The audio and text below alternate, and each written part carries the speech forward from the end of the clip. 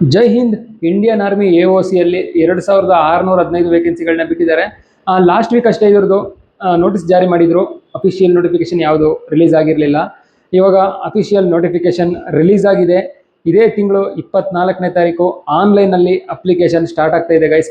ಯಾರ್ದೆಲ್ಲ 10th ಮತ್ತು second PUC degree ಆಗಿದೆ ಅವರು ಈ AOC ಹುದ್ದೆಗಳಿಗೆ ಅಪ್ಲೈನ ಮಾಡಬಹುದು. ಇದು ಗ್ರೂಪ್ C ಹುದ್ದೆಗಳಾಗಿರುತ್ತೆ, ಇದು ಪರ್ಮನೆಂಟ್ ಹುದ್ದೆಗಳಾಗಿರುತ್ತೆ ಗೈಸ್. ಅಪ್ಲೈ ಮಾಡೋದಕ್ಕೆ ಲಾಸ್ಟ್ ಡೇಟು ಸೆಪ್ಟೆಂಬರ್ 23.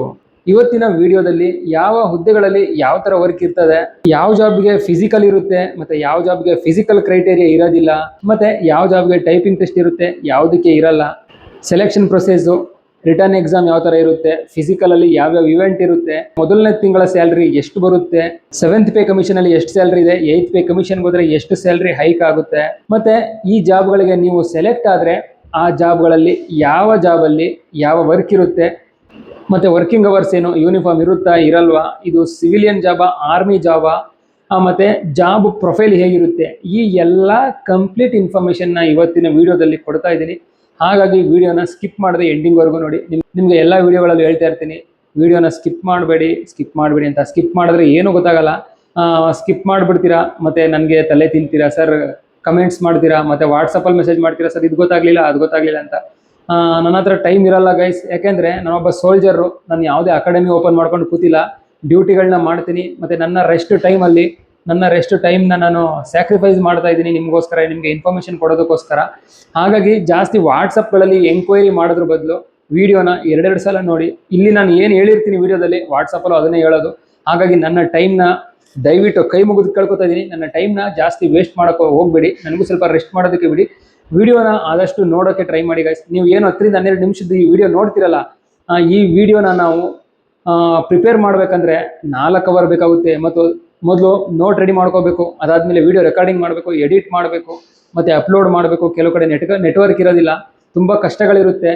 10 ರಿಂದ 12 ನಿಮಿಷನ ನೀವು ಒಂದು ಟೈಮ್ನ ಕೊಟ್ಟು ನೋಡೋಕ್ಕಾಗಲ್ಲ ಅಂದರೆ ಬೇಜಾರಾಗುತ್ತೆ ಗೈಸ್. ಹಾಗೆ ಮಾಡಬೇಡಿ, ವಿಡಿಯೋನ ನೋಡ್ತಾ ಇರಿ. ಮತ್ತು ಯಾರೆಲ್ಲ ಚಾನಲ್ನ ಸಬ್ಸ್ಕ್ರೈಬ್ ಮಾಡಿಲ್ಲ ಅವರು ಚಾನಲ್ನ ಸಬ್ಸ್ಕ್ರೈಬ್ ಮಾಡಿ, ಮತ್ತು ಕೆಳಗಡೆ ಹೈ ಬಟನ್ ಕಾಣ್ತಿದ್ದಿಲ್ಲ ಹೈಪ್ ಮಾಡಿ. ಬನ್ನಿ ಈಗ ವಿಡಿಯೋನ ಸ್ಟಾರ್ಟ್ ಮಾಡೋಣ. ಲೆಕ್ಚರ್ ಜಾಸ್ತಿ ಆಯ್ತು ಅನಿಸುತ್ತೆ, ಬೇಜಾರಾಗಬೇಡಿ. ನನಗೆ ರಿಪ್ಲೈ ಮಾಡಿ ಸಾಕಾಗ್ಬಿಟ್ಟಿದೆ ವಾಟ್ಸಪ್ಗಳಲ್ಲಿ, ಅದಕ್ಕೋಸ್ಕರನೇ ಹೇಳಿದ್ದು. ಬನ್ನಿ ಈಗ ಟಾಪಿಕ್ ಕಡೆಗೆ ಹೋಗೋಣ ಗೈಸ್. ಎಲಿಜಿಬಿಲಿಟಿ ಕ್ರಿಟೇರಿಯಾ ತಿಳ್ಕೊಳ್ಳೋದಕ್ಕೆ ಮೊದಲು ಜಾಬ್ ಪ್ರೊಫೈಲ್ ಯಾವ ಥರ ಇರುತ್ತೆ ಅಂತ ತಿಳ್ಕೊಳ್ಳೋಣ. ಅದಾದಮೇಲೆ ನಿಮಗೆ eligibility criteria A to Z ಏನೇನು ಎಲಿಜಿಬಿಲಿಟಿ ಬೇಕೋ ಈ ಜಾಬ್ಗಳಿಗೆ ಅಂತ ತಿಳಿಸ್ತೀನಿ. ಮೊದಲನೇದಾಗಿ AOC ಅಂದರೆ ಏನು ಅಂತ ತಿಳ್ಕೊಳ್ಳೋಣ ಗೈಸ್. ಮತ್ತು ಇನ್ನೊಂದು, ಇವಾಗ ASC ಕೂಡ ನಡೀತಾ ಇದೆ, ಇದು AOC. ASCಗೂ AOCಗೂ ಕನ್ಫ್ಯೂಸ್ ಆಗಬೇಡಿ. ನನಗೆ ASCದು ಇವಾಗ ಸುಮಾರು ಮಕ್ಕಳು ಮೆಸೇಜ್ ಮಾಡ್ತಾ ಇದ್ರಿ ವಾಟ್ಸಪ್ಪಲ್ಲಿ, ಸರ್ AOC ಫಾರ್ಮ್ ಕೊಡಿ, ಸರ್ AOC ಫಾರ್ಮ್ ಕೊಡಿ ಅಂತ. ನನಗೆ ಕನ್ಫ್ಯೂಸ್ ಮಾಡಿಸ್ತಾ ಇದ್ರು, AOCನ ASCನ ಅಂತ ಅವ್ರಿಗೆ ಗೊತ್ತಿಲ್ಲ. ಒಟ್ನಲ್ಲಿ ಅವ್ರು ಅಪ್ಲೈ ಮಾಡಬೇಕು, ಯಾವುದಕ್ಕೆ ಅಪ್ಲೈ ಮಾಡ್ತಾ ಇದ್ದಾರೆ ಅಂತ ಗೊತ್ತಿಲ್ಲ, ಒಟ್ನಲ್ಲಿ ಅಪ್ಲೈ ಮಾಡಬೇಕು. ASCನೋ AOCನೋ ಗೊತ್ತಿಲ್ಲ. ಮೊದಲು ತಿಳ್ಕೊಳ್ಳಿ ನೀವು ಯಾವ ಜಾಬ್ ಅಪ್ಲೈ ಮಾಡ್ತಾ ಇದ್ದೀರಾ. AOC ಅಂದರೆ ಏನು, AOC ಫುಲ್ ಫಾರ್ಮ್ ಏನು, ASC ಅಂದರೆ ಫುಲ್ ಫಾರ್ಮ್ ಏನು, ಅದನ್ನು ತಿಳ್ಕೊಂಡ್ಮೇಲೆ ಅಪ್ಲೈ ಮಾಡಿ. ಗೂಗಲಲ್ಲಿ ನೀವೇನೇ ಸರ್ಚ್ ಮಾಡೋದು ಅದಕ್ಕೆ ರಿಪ್ಲೈ ಸಿಗುತ್ತೆ. ಸೊ ತಿಳ್ಕೊಂಡು ಆಮೇಲೆ ಅಪ್ಲೈ ಮಾಡಿ ಗೈಸ್. AOC ಅಂದರೆ ಆರ್ಮಿ ಆರ್ಡಿನೆನ್ಸ್ ಕಾರ್ಪ್ಸ್ ಅಂತ. ಇದು ಭಾರತೀಯ ಸೇನೆಯ ಒಂದು ಪ್ರಮುಖ ವಿಭಾಗ ಆಗಿದೆ. AOCಯಲ್ಲಿ ಇಂಡಿಯನ್ ಆರ್ಮಿಗೆ ಬೇಕಾಗಿರೋಂಥ ಸರಕು ಸಾಮಗ್ರಿಗಳು, ಮದ್ದುಗುಂಡುಗಳು, ಸ್ಪೇರ್ ಪಾರ್ಟ್ಸ್ಗಳು, ಪ್ರತಿಯೊಂದು ಸಾಮಾನುಗಳನ್ನು ಇಲ್ಲಿ ಕಲೆಕ್ಟ್ ಮಾಡಿ ಇಡ್ತಾರೆ. ಯೂನಿಫಾರ್ಮ್ಸ್ ಆಗಿರ್ಬೋದು, ಟೂಲ್ಸ್ ಆಗಿರ್ಬೋದು, ಮತ್ತು ವೆಹಿಕಲ್ ಸ್ಪೇರ್ ಪಾರ್ಟ್ಸ್ ಆಗಿರ್ಬೋದು, ರೈಫಲ್ಸು, ಮತ್ತು ವೆಪನ್ಸು, ಮದ್ದುಗುಂಡುಗಳು, ಬಾಂಬ್ಗಳು, ಪ್ರತಿಯೊಂದು ಐಟಮ್ಗಳು ಎಲ್ಲ ಈ AOCಗಳಲ್ಲಿ ಸ್ಟೋರ್ ಮಾಡಿ ಇಡ್ತಾರೆ. ಮತ್ತು ಬಟಾಲಿಯನ್ಗಳಲ್ಲಿ ಏನೇನು ರಿಕ್ವೈರ್ಮೆಂಟ್ ಇರುತ್ತೆ ಆ ರಿಕ್ವೈರ್ಮೆಂಟ್ ಮೇಲೆ ಇವರು ಯಾರಿಗೆ ಏನೇನು ಕಳಿಸ್ಬೇಕೋ ಅದನ್ನು AOCಯಿಂದ ಕಳಿಸ್ತಾ ಇರ್ತಾರೆ. ಇದು ಒಂದು ಮ್ಯಾನೇಜ್ಮೆಂಟ್, ಇದು ಒಂದು ಆರ್ಮಿಯ ಮ್ಯಾನೇಜ್ಮೆಂಟ್ ಡಿಪಾರ್ಟ್ಮೆಂಟ್ ಆಗಿರುತ್ತೆ ಗೈಸ್. AOCದು ಮೇಯ್ನ್ ವರ್ಕು ಓವರ್ ಆಲ್ ಹೇಳ್ಬೇಕಂದ್ರೆ ಸ್ಟೋರ್ ಮ್ಯಾನೇಜ್ಮೆಂಟ್ ಮತ್ತು ಲಾಜಿಸ್ಟಿಕ್ಸ್ ವರ್ಕ್ ಅಂತಲೇ ಹೇಳ್ಬೋದು ಗೈಸ್. ನಿಮ್ಮ ವರ್ಕ್ ಬಂದು ಆರ್ಮಿ ಕ್ಯಾಂಪ್ಗಳಲ್ಲೇ ಇರುತ್ತೆ. ಇದು C ಗ್ರೂಪ್ ಜಾಬ್ ಆಗಿರುತ್ತೆ ಗೈಸ್. ಈಗ ಯಾವ್ಯಾವ ಪೋಸ್ಟ್ಗೆ ವರ್ಕ್ ಯಾವ್ಯಾವ ಥರ ಇರುತ್ತೆ, ಅದಕ್ಕೆ ಟ್ರೈನಿಂಗ್ ಯಾವ ಥರ ಇರುತ್ತೆ ಅದ್ರ ಬಗ್ಗೆ ತಿಳ್ಕೊಳ್ಳೋಣ. ಮೊದಲನೇದು ಟ್ರೇಡ್ಸ್ ಮೆನ್ ಮೇಟು. ಇದಕ್ಕೆ ಕ್ವಾಲಿಫಿಕೇಷನ್ನು 10th ಪಾಸ್ ಆಗಿದ್ರೆ ಸಾಕು, ಯಾವುದೇ ಮಾರ್ಕ್ಸ್ ಇಲ್ಲ. ಸರ್ ನಾನು 90%, ನಂದು 99%, ಸರ್ ನಂದು ಜಸ್ಟ್ 40%, ಇದೆಲ್ಲ ಬೇಡ, ಜಸ್ಟ್ ಪಾಸ್ ಆಗಿದ್ರೆ ಸಾಕು. ಇದಕ್ಕೆ ರಿಟರ್ನ್ ಎಕ್ಸಾಮ್ ಎಲ್ಲ ಇರುತ್ತೆ. ಸೊ ರಿಟರ್ನ್ ಎಕ್ಸಾಮ್ ಬೇಸ್ ಮೇಲೆ ಸೆಲೆಕ್ಟ್ ಮಾಡ್ತಾರೆ. ಈ ಪೋಸ್ಟ್ಗೆ ಸೆಲೆಕ್ಟ್ ಆಗೋರು ಆರ್ಮಿ ಡಿಪಾರ್ಟ್ಮೆಂಟಲ್ಲಿ ಏನು AOC ಅಂತ ಹೇಳಿದೆ, ಇವಾಗ AOCಯಲ್ಲಿ ಸ್ಟೋರಲ್ಲಿ ವರ್ಕ್ ಇರುತ್ತೆ. ಇದ್ರ ಮುಖ್ಯ ಕೆಲಸ ಏನಂದರೆ ಸಾಮಾನುಗಳನ್ನ ಕ್ಯಾಂಟೀನಿಂದ ಗಾಡಿಗಳಿಗೆ ಮತ್ತು ಗಾಡಿಗಳಿಂದ ಕ್ಯಾಂಟೀನ್ಗಳಿಗೆ ಸ್ಟೋರ್ಗಳಿಗೆ ಲೋಡ್ ಮಾಡೋದು, ಅನ್ಲೋಡ್ ಮಾಡೋದು, ಒಂದು ಕಡೆಯಿಂದ ಇನ್ನೊಂದು ಕಡೆಗೆ ಸಾಮಾನುಗಳನ್ನು ಶಿಫ್ಟ್ ಮಾಡೋದು, ಮತ್ತು ಸ್ಟಾಕ್ಗಳನ್ನ ಕೌಂಟ್ ಮಾಡೋದು, ಎಷ್ಟು ಸಾಮಾನುಗಳು ಬಂದಿದೆ ಅಂದ್ಬಿಟ್ಟು ಇಶ್ಯೂ ಆ್ಯಂಡ್ ರೆಸಿಪ್ಟ್ ವರ್ಕ್ನ ಮಾಡೋದು, ಮತ್ತು ಸ್ಟೋರ್ ಏರಿಯಾಗಳನ್ನ ಕ್ಲೀನಾಗಿ ಮೇಂಟೈನ್ ಮಾಡೋದು, ಮತ್ತು ಸ್ಟೋರಲ್ಲಿ ಏನೇನು ಸಾಮಾನುಗಳಿದೆ ಅದರ ಡೇಟಾನ ಕಲೆಕ್ಟ್ ಮಾಡಿ ಇಟ್ಕೊಳ್ಳೋದು. ಇಷ್ಟು ಟ್ರೇಡ್ಸ್ಮ್ಯಾನ್ ಮೇಟ್ ವರ್ಕ್ ಆಗಿರುತ್ತೆ. ಇದಕ್ಕೆ ಟ್ರೈನಿಂಗು 3 ತಿಂಗಳು ಬೇಸಿಕ್ ಟ್ರೈನಿಂಗ್ ಇರುತ್ತೆ. ಟ್ರೈನಿಂಗಲ್ಲಿ ನಿಮಗೆ safety rules, army discipline knowledge, store handling, material identification, ಇನ್ವರ್ಟಿಂಗ್ ಪ್ರೊಸೀಜರು, ಇದೆಲ್ಲ ಟ್ರೈನಿಂಗಲ್ಲಿ ಇನ್ಕ್ಲೂಡ್ ಇರುತ್ತೆ. ಟ್ರೈನಿಂಗ್ ಎಲ್ಲ ಆದಮೇಲೆ ನಿಮಗೆ ಆಲ್ ಓವರ್ ಇಂಡಿಯಾ ಎಲ್ಲಿ ನಿಮಗೆ ವೇಕೆನ್ಸಿ ಖಾಲಿ ಇರುತ್ತೆ ಅಲ್ಲಿಗೆ ಪೋಸ್ಟಿಂಗ್ನ ಕೊಡ್ತಾರೆ ಗಾಯ್ಸ್. ವರ್ಕ್ ಟೈಮು 7 ರಿಂದ 8 ಅವರ್ಸ್ ಇರುತ್ತೆ. ಇದಿಷ್ಟು ಟ್ರೇಡ್ಸ್ ಮ್ಯಾನ್ ಬಗ್ಗೆ ಆಯಿತು. ಈಗ ನೆಕ್ಸ್ಟ್ ಫೈರ್ ಮ್ಯಾನ್ ಬಗ್ಗೆ ಮಾತಾಡೋಣ. ಫೈರ್ ಮ್ಯಾನ್ಗೆ 10th ಕ್ವಾಲಿಫಿಕೇಷನ್ನು ಕೇಳಿದ್ದಾರೆ. 10th ಪಾಸ್ ಆಗಿದ್ರೆ ಸಾಕು, ಬೇರೆ ಯಾವುದೇ ಸರ್ಟಿಫಿಕೇಟ್ ಆಗಲಿ ಏನು ಕ್ವಾಲಿಫಿಕೇಷನ್ನ ಕೇಳಿಲ್ಲ. ಮತ್ತು ಇಲ್ಲಿ ಕೆಲವೊಂದು ನಾಲೆಡ್ಜ್ ಇರಬೇಕು. ಏನಪ್ಪ ಅಂತಂದರೆ ಫೈರ್ ಫೈಟಿಂಗ್ ಹೇಗೆ ಮಾಡೋದು, ಬೆಂಕಿ ಹತ್ಕೊಂಡ್ರೆ ಹೇಗೆ ಆರಿಸೋದು, ಫೈರ್ ಎಕ್ವಿಪ್ಮೆಂಟ್ನ ಯಾವ ಥರ ಹ್ಯಾಂಡ್ಲ್ ಮಾಡೋದು, ಮತ್ತು ಫೈರ್ ಎಕ್ಸ್ಟಿಂಗ್ವಿಷರ್ನ ಹೇಗೆ ಯೂಸ್ ಮಾಡೋದು, ಬೆಂಕಿ ಹತ್ಕೊಂಡಾಗ ಅದನ್ನು ಹೇಗೆ ಯೂಸ್ ಮಾಡಿ ಬೆಂಕಿನ ಆರಿಸೋದು, ಇದೆಲ್ಲ ನಿಮಗೆ ಸ್ಕಿಲ್ ಟೆಸ್ಟಲ್ಲಿ ಕೇಳ್ತಾರೆ. ಅದ್ರ ಬಗ್ಗೆ ಎಲ್ಲ ನಾಲೆಡ್ಜ್ ಇರಬೇಕಾಗುತ್ತೆ. ಮತ್ತು ಇದ್ರ ವರ್ಕ್ ಬಂದು fire fighting, fire prevention, fire equipment checking, rescue ಆಪರೇಷನ್ಗಳನ್ನ ಮಾಡೋದು, ಎಮರ್ಜೆನ್ಸಿ ರೆಸ್ಪಾನ್ಸ್ ಕೊಡೋದು, ಫೈರ್ ಡ್ರಿಲ್ಲು, ಇದಿಷ್ಟು ವರ್ಕ್ ಇರುತ್ತೆ.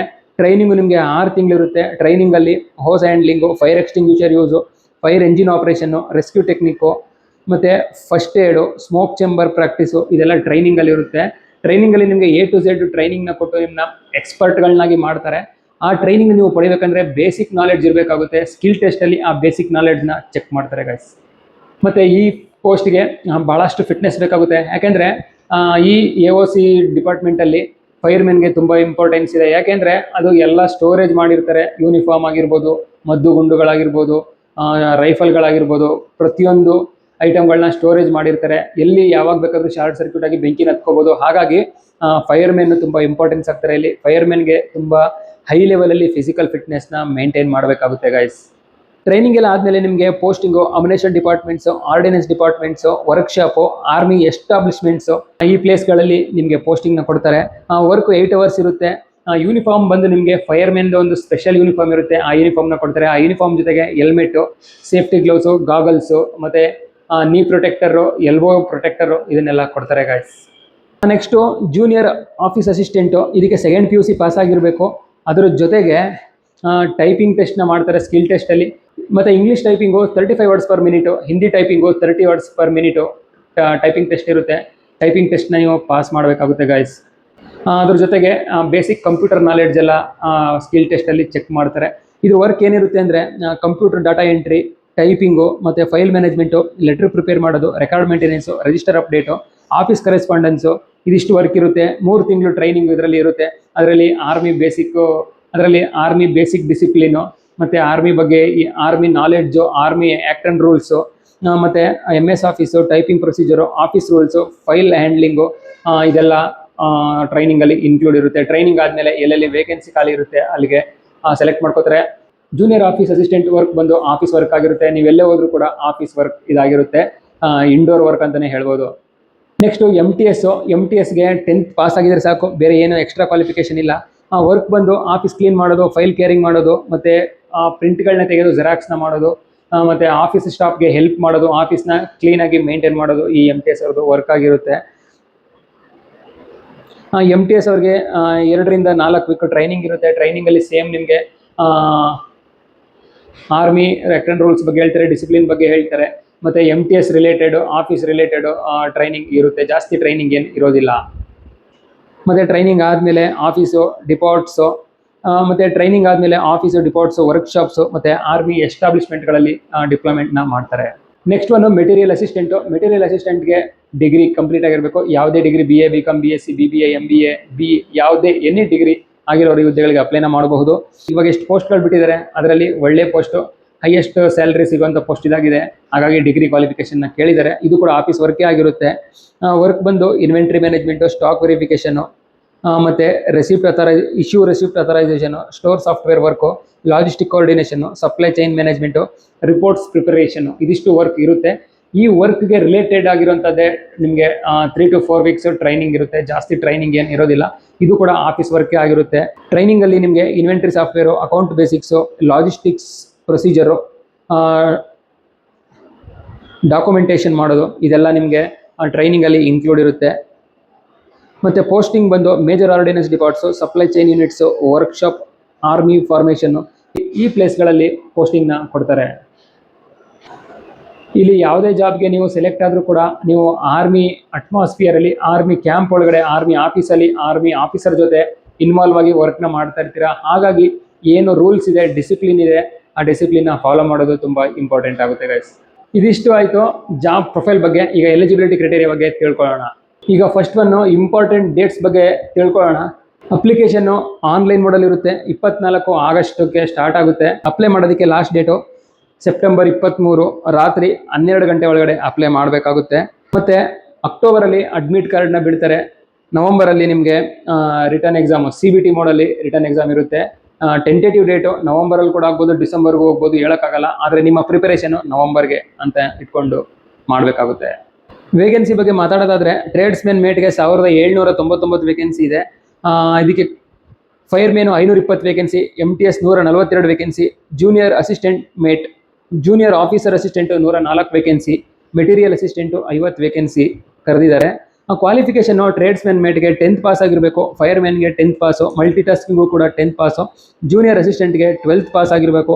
ಅದ್ರ ಜೊತೆಗೆ ಸ್ಕಿಲ್ ಟೆಸ್ಟ್ ಇರುತ್ತೆ. ಟೈಪಿಂಗಲ್ಲಿ English 35 word per minute, Hindi 30 word per minute ಇರುತ್ತೆ. ನೆಕ್ಸ್ಟು ಮೆಟೀರಿಯಲ್ ಅಸಿಸ್ಟೆಂಟ್ಗೆ ಗ್ರಾಜ್ಯುಯೇಷನ್ ಆಗಿರಬೇಕು, ಯಾವುದೇ ಗ್ರಾಜ್ಯುಯೇಷನ್ ಆಗಿರೋ ನಡೆಯುತ್ತೆ, ಅಥವಾ ಮೆಟೀರಿಯಲ್ ಮ್ಯಾನೇಜ್ಮೆಂಟಲ್ಲಿ ಡಿಪ್ಲೊಮಾ ಆಗಿರೋರು ಈ ಹುದ್ದೆಗಳಿಗೆ ಅಪ್ಲೈನ ಮಾಡಬಹುದು. ನೆಕ್ಸ್ಟ್ ಏಜ್ ಬಗ್ಗೆ ಮಾತಾಡೋದಾದರೆ ಟ್ರೇಡ್ಸ್ಮೆನ್ನು, ಫೈರ್ಮ್ಯಾನು ಮತ್ತು MTS 18 ರಿಂದ 25 ವರ್ಷ, ಜೂನಿಯರ್ ಅಸಿಸ್ಟೆಂಟ್ ಮತ್ತು ಮೆಟೀರಿಯಲ್ ಅಸಿಸ್ಟೆಂಟ್ಗೆ 18 ರಿಂದ 27 ವರ್ಷ ಏಜು ಇಲ್ಲಿ ಫಿಕ್ಸ್ ಮಾಡಿದ್ದಾರೆ ಗೈಸ್.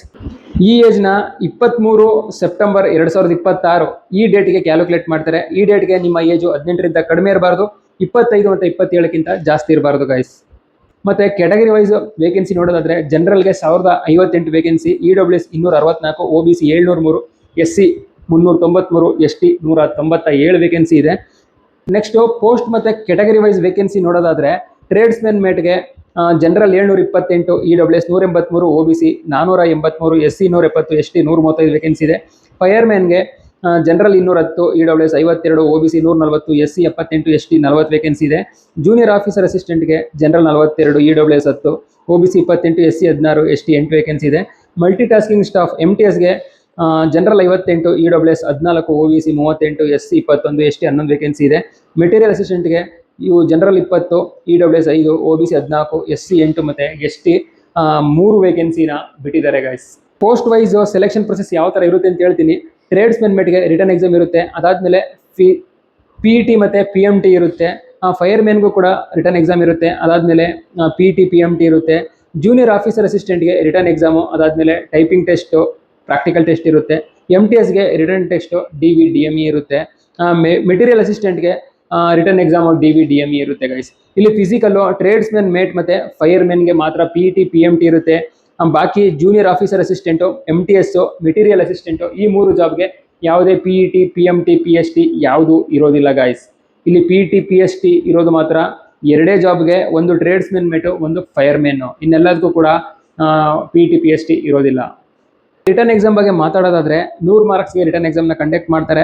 ಅದರಲ್ಲಿ 4 ಪಾರ್ಟ್ ಇರುತ್ತೆ. ಫಸ್ಟ್ ಪಾರ್ಟಲ್ಲಿ ಜನರಲ್ ಇಂಟೆಲಿಜೆನ್ಸ್ ಮತ್ತು ರೀಸನಿಂಗ್ ಇರುತ್ತೆ. 25 question 25 marks, general awareness 25 question 25 marks, numeral aptitude 25 question 25 marks, general English 25 question 25 marks. Total 2 ಅವರಲ್ಲಿ ಎಕ್ಸಾಮ್ನ ಕಂಪ್ಲೀಟ್ ಮಾಡಬೇಕಾಗುತ್ತೆ. ಇದು objective type multiple choice exam ಆಗಿರುತ್ತೆ. ಇದನ್ನ CBTಯಲ್ಲಿ ಮಾಡ್ತಾರಾ ಅಥವಾ OMR ಶೀಟಲ್ಲಿ ಮಾಡ್ತಾರಾ ಅಂತ ಇನ್ನು ಕನ್ಫರ್ಮೇಷನ್ ಕೊಟ್ಟಿಲ್ಲ. ಅಡ್ಮಿಟ್ ಕಾರ್ಡು ನಿಮಗೆ ಬಂದಾಗ ಅದರಲ್ಲಿ ಕನ್ಫರ್ಮ್ ಆಗಿ ಕೊಟ್ಟಿರ್ತಾರೆ CBT ಮೋಡ್ ಅಥವಾ ಆಫ್ಲೈನ್ ಮೋಡಲ್ಲಿ ಅಂತ. ಮತ್ತು ಇದರಲ್ಲಿ ನೆಗೆಟಿವ್ ಮಾರ್ಕ್ಸ್ ಕೂಡ ಇರುತ್ತೆ. 1 ಕ್ವಶನ್ನ ತಪ್ಪು ಮಾಡಿದ್ರೆ -25 ಪಾಯಿಂಟ್ನ ಕಟ್ ಮಾಡ್ತಾರೆ. ಅಂದರೆ 4 ಕ್ವಶನ್ ತಪ್ಪು ಮಾಡಿದ್ರೆ 1 ಮಾರ್ಕ್ಸ್ ಕಟ್ ಆಗುತ್ತೆ ಗೈಸ್. ನೆಕ್ಸ್ಟು ಟ್ರೇಡ್ಸ್ಮೆನ್ ಮತ್ತು ಫೈರ್ಮೆನ್ಗೆ ಫಿಸಿಕಲ್ ಇವೆಂಟ್ಸ್ ಏನೇನಿದೆ ಅಂತ ತಿಳ್ಕೊಳ್ಳೋಣ. ಫಿಸಿಕಲ್ ಎಫಿಷಿಯನ್ಸಿ ಟೆಸ್ಟಲ್ಲಿ 1.6 ಕಿಲೋಮೀಟರ್ ರನ್ನಿಂಗ್ ಇರುತ್ತೆ. 6.5 ನಿಮಿಷದಲ್ಲಿ ನೀವು ಕಂಪ್ಲೀಟ್ ಮಾಡಬೇಕಾಗುತ್ತೆ. ಅದಾದಮೇಲೆ ಪುಲಪ್ಸ್ ಇರುತ್ತೆ. ಬೀಮ್ ಅಂತ ಹೇಳ್ತೀವಲ್ಲ, 6 ಪುಲಪ್ಸ್ನ ನೀವು ಮಾಡಬೇಕಾಗುತ್ತೆ. 6ಕ್ಕಿಂತ ಕಡಿಮೆ ಮಾಡಿದ್ರೆ ರಿಜೆಕ್ಟ್ ಮಾಡ್ತಾರೆ. 9 ಫೀಟ್ ಡಿಚ್ ಇರುತ್ತೆ. 9 ಫೀಟ್ ಡಿಚ್ನ 3 ಚಾನ್ಸಲ್ಲಿ ಕ್ಲಿಯರ್ ಆಗಿ ಜಂಪ್ ಮಾಡಬೇಕಾಗುತ್ತೆ. ನೆಕ್ಸ್ಟ್ ಜಿಗ್ಜಾಗ್ ಬ್ಯಾಲೆನ್ಸು, ಇದನ್ನು ಕೂಡ ಕ್ವಾಲಿಫೈ ಮಾಡಬೇಕಾಗುತ್ತೆ, ಇಲ್ಲಾಂದರೆ ರಿಜೆಕ್ಟ್ ಮಾಡ್ತಾರೆ. ಟ್ರೇಡ್ಸ್ಮೆನ್ ಮೇಟ್ ಮತ್ತು ಫೈರ್ಮ್ಯಾನ್ಗೆ PST ಈ ಥರ ಇರುತ್ತೆ. ಹೈಟು 165 ಸೆಂಟಿಮೀಟರ್ ಇದ್ದರೆ ಸಾಕು. ಚೆಸ್ಟು ನಾರ್ಮಲ್ 81.5 ಇರಬೇಕು. ಎಕ್ಸ್ಪೆಂಡ್ ಮಾಡಿದಾಗ 85 ಸೆಂಟಿಮೀಟರ್ ಎಕ್ಸ್ಪೆಂಡ್ ಆಗಬೇಕಾಗುತ್ತೆ. ಮತ್ತು ಮಿನಿಮಮ್ ವೆಯ್ಟು 50 kg ಕಡಿಮೆ ಇರಬಾರ್ದು, ಇಲ್ಲಾಂದರೆ ರಿಜೆಕ್ಟ್ ಮಾಡ್ತಾರೆ. ಹೈಟು, ವೆಯ್ಟು ಮತ್ತು ಚೆಸ್ಟು ಇದು 3 ಮೆಜರ್ಮೆಂಟ್ ಮಾಡ್ತಾರೆ. ಇದಾದಮೇಲೆ ಫಿಸಿಕಲ್ ಎಫಿಷಿಯನ್ಸಿ ಟೆಸ್ಟ್ ಇರುತ್ತೆ. ಇವಾಗಲೇ ನಾನು ಹೇಳಿದೆ ನಿಮಗೆ. ನೆಕ್ಸ್ಟು ಸ್ಯಾಲ್ರಿ ಬಗ್ಗೆ ಮಾತಾಡೋದಾದರೆ ಮೆಟೀರಿಯಲ್ ಅಸಿಸ್ಟೆಂಟ್ಗೆ 29,200 92,300 ಇದೆ. ಹೈಯೆಸ್ಟ್ ಸ್ಯಾಲ್ರಿ ಇದು, ಅದಕ್ಕೆ ಡಿಗ್ರಿ ಕ್ವಾಲಿಫಿಕೇಷನ್ ಇಟ್ಟಿದ್ದಾರೆ. ನೆಕ್ಸ್ಟ್ ಫೈರ್ಮ್ಯಾನು ಮತ್ತು ಜೂನಿಯರ್ ಆಫೀಸ್ ಅಸಿಸ್ಟೆಂಟ್ಗೆ 19,900 63,200 ರೂಪಾಯಿ ಸ್ಯಾಲ್ರಿ ಇರುತ್ತೆ. ಟ್ರೇಡ್ಸ್ಮೆನ್ ಮೇಟ್ ಮತ್ತು ಮಲ್ಟಿ ಟಾಸ್ಕಿಂಗ್ಗೆ 18,000 56,900 ರೂಪಾಯಿ ಇರುತ್ತೆ. ನಿಮಗೆ ಇದರಲ್ಲಿ ಒಂದು ಕನ್ಫ್ಯೂಸ್ ಆಗ್ತಿರ್ಬೋದು, ಸರ್ 29,200 ಓಕೆ, 92,300 ಅಂತ ಇದಿಲ್ಲ ಸರ್, ಇದು ಹೆಂಗೆ ಸರ್, ಇದು ಯಾವಾಗ ಸಿಗುತ್ತೆ, ಸ್ಟಾರ್ಟಿಂಗಲ್ಲೇ ಸಿಗುತ್ತಾ ಅಂತ ಕೆಲವರಿಗೆ ಕನ್ಫ್ಯೂಸ್ ಆಗ್ಬೋದು. ಇದನ್ನು ಕೂಡ ಕ್ಲಿಯರ್ ಮಾಡ್ತೀನಿ. ಏನಪ್ಪ ಅಂತಂದರೆ 29,200 ಅಂದರೆ ಸ್ಟಾರ್ಟಿಂಗ್ ಸ್ಯಾಲ್ರಿ, ಇದು ಫಸ್ಟ್ ತಿಂಗಳ ಬೇಸಿಕ್ ಪೇ. ಇದು 92,300 ಇದೆಯಲ್ಲ, ಅದು ಲಾಸ್ಟ್ ಸ್ಯಾಲ್ರಿ. ಇವಾಗ ನೀವು 20 ವರ್ಷ 25 ವರ್ಷ ಸರ್ವಿಸ್ ಮಾಡ್ತಿರಲ್ಲ, ಡ್ಯೂಟಿ ಮಾಡ್ತಿರಲ್ಲ, ಆ ಡ್ಯೂಟಿ ಮಾಡಿದಾಗ ನಿಮ್ಮ ಸ್ಯಾಲ್ರಿ ಬೇಸಿಕ್ ಪೇ 92,000 ರೀಚ್ ಆಗುತ್ತೆ. ಅದನ್ನು ಅವರು ಫಸ್ಟ್ ಡೇಯಿಂದ ಲಾಸ್ಟ್ ಡೇ ಸ್ಯಾಲ್ರಿನ ಇಲ್ಲಿ ಕೊಟ್ಟಿದ್ದಾರೆ ಬೇಸಿಕ್ ಪೇ. ಇವಾಗ ನೀವು ಮೆಟೀರಿಯಲ್ ಅಸಿಸ್ಟೆಂಟ್ಗೆ ಜಾಯ್ನ್ ಆದರೆ ಅಂದ್ಕೊಳ್ಳಿ, 29,200 ಇದೆ ಅಲ್ವಾ, 29,200 ರೂಪಾಯಿ ಬೇಸಿಕ್ ಪೇ ಇರುತ್ತೆ. ಅದ್ರ ಜೊತೆಗೆ ಎಕ್ಸ್ಟ್ರಾ ಅಲೋನ್ಸಸ್ ಆ್ಯಡ್ ಆಗಿ 10,000 15,000 20,000ವರೆಗೆ ಎಕ್ಸ್ಟ್ರಾ ಸ್ಯಾಲ್ರಿ ಎಲ್ಲ ಆಡ್ ಆಗಿ 40 to 45ವರೆಗೆ ಆ್ಯಡ್ ಆಗುತ್ತೆ. ನೋಡಿದ್ರಲ್ಲ ಗೈಸ್, ಇದಿಷ್ಟು ಇವತ್ತಿನ ಆರ್ಮಿ AOC ಜಾಬ್ದು ಒಂದು ಕಂಪ್ಲೀಟ್ ಇನ್ಫಾರ್ಮೇಷನ್ ಆಗಿತ್ತು. ಏನಿವಾಗ ಬ್ಯಾಕ್ ಟು ಬ್ಯಾಕ್ ನಿಮಗೆ ಒಳ್ಳೊಳ್ಳೆ ಜಾಬ್ ಆಪರ್ಚುನಿಟಿಗಳು ಬರ್ತಾ ಇದೆ. ಯಾರೆಲ್ಲ ಹಾರ್ಡ್ ವರ್ಕ್ ಮಾಡ್ತೀರಾ, ಕನ್ಸಿಸ್ಟೆನ್ಸಿನ ತೋರಿಸ್ತೀರಾ, ಅವರು ಈ ಜಾಬ್ಗಳನ್ನ ಕ್ರ್ಯಾಕ್ ಮಾಡಿ ಡಿಪಾರ್ಟ್ಮೆಂಟ್ಗೆ ಜಾಯ್ನ್ ಆಗ್ಬೋದು. ಆಲ್ರೆಡಿ ಇವಾಗ ASC ಇದು ನಡೀತಾ ಇದೆ, ಅದು ಕೂಡ ಎಲ್ಲ ಅಪ್ಲೈ ಮಾಡ್ತಾ ಇದ್ದೀರಾ. ASC ಮುಗಿದ ತಕ್ಷಣ ಇವಾಗ ನಿಮಗೆ AOC ಎರಡು ಒಟ್ಟೊಟ್ಟಿಗೆ ವೇಕೆನ್ಸಿಗಳು ಬಿಟ್ಟಿದ್ದಾರೆ. ASC ಇದು ವೇಕೆನ್ಸಿ ಕಡಿಮೆ ಇತ್ತು, ನೋ ಪ್ರಾಬ್ಲಮ್, ಇದರದ್ದು ಒಳ್ಳೆ ವೇಕೆನ್ಸಿ ಇದೆ. ಯಾರೆಲ್ಲ ಹಾರ್ಡ್ ವರ್ಕ್ ಮಾಡ್ತೀರಾ, ರೆಗ್ಯುಲರ್ ಆಗಿ ಪ್ರಾಕ್ಟೀಸ್ನ ಮಾಡ್ತೀರಾ, ರಿಟರ್ನ್ ಆಗಿರ್ಬೋದು, ಫಿಸಿಕಲ್ ಆಗಿರ್ಬೋದು, ಅವರಿಗೆಲ್ಲ ಒಳ್ಳೆ ಆಪರ್ಚುನಿಟಿ ಅಂತಲೇ ಹೇಳ್ಬೋದು. ಇದಿಷ್ಟು ಇವತ್ತಿನ ಇನ್ಫಾರ್ಮೇಷನ್. ಈ ಇನ್ಫಾರ್ಮೇಷನ್ ಎಷ್ಟಾಗಿದ್ರೆ ಈ ವಿಡಿಯೋನ ಲೈಕ್ ಮಾಡಿ, ಮತ್ತು ಏನಾದರೂ ಡೌಟ್ಸ್ ಇದ್ದರೆ ಕಮೆಂಟ್ ಮಾಡಿ, ಖಂಡಿತ ರಿಪ್ಲೈ ಮಾಡ್ತೀನಿ. ಮತ್ತು ಯಾರೆಲ್ಲ ಚಾನಲ್ ಇದುವರೆಗೂ ಸಬ್ಸ್ಕ್ರೈಬ್ ಮಾಡಿಲ್ಲ, ಚಾನಲ್ನ ಸಬ್ಸ್ಕ್ರೈಬ್ ಮಾಡ್ಕೊಂಡು ಬೆಲ್ಲೈಕನ್ನ ಕ್ಲಿಕ್ ಮಾಡಿ. ನಿಮಗೆ ಟೈಮ್ ಟು ಟೈಮ್ ಒಳ್ಳೊಳ್ಳೆ ಅಪ್ಡೇಟ್ಗಳನ್ನ ಕೊಡ್ತಾ ಇರ್ತೀನಿ. ಮತ್ತು ಹೊಸ ಅಪ್ಡೇಟ್ನೊಂದಿಗೆ ನೆಕ್ಸ್ಟ್ ವಿಡಿಯೋದಲ್ಲಿ ಸಿಗ್ತೀನಿ. ಅಲ್ಲಿವರೆಗೂ ಟೇಕ್ ಕೇರ್. ಜೈ ಹಿಂದ್.